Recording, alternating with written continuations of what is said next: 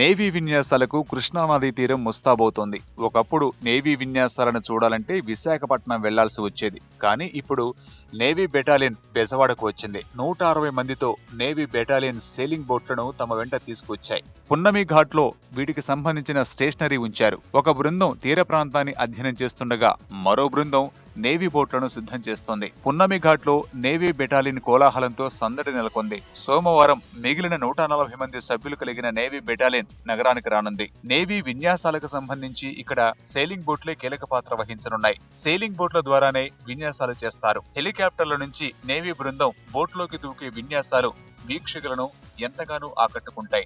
హెలికాప్టర్లు 2 రోజుల్లో గన్నవరం విమానాశ్రయానికి వస్తాయి. నేవీ విన్యాసాలు ఫిబ్రవరి 4వ తేదీన ప్రారంభం కానున్నాయి. ఫిబ్రవరి 2-3 తేదీలలో నేవీ షో ట్రయల్స్ నిర్వహిస్తుందట. ఇంకెందుకు ఆలస్యం, నేవీ విన్యాసాలు చూసేందుకు బెజవాడ ట్రిప్ వేయడానికి రెడీ అయిపోయింది.